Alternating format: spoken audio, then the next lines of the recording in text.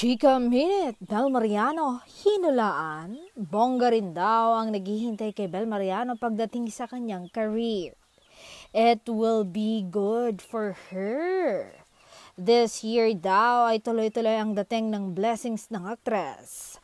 Sabi pa nga ng manghuhula, it's a good year for her. Sasabihin ko, Bel, tatanggapin mo lahat ng blessings. Kunin mo lahat. Kahit mahirap, huwag kang umangal. Get everything. Sabi pa nga ng manghuhula.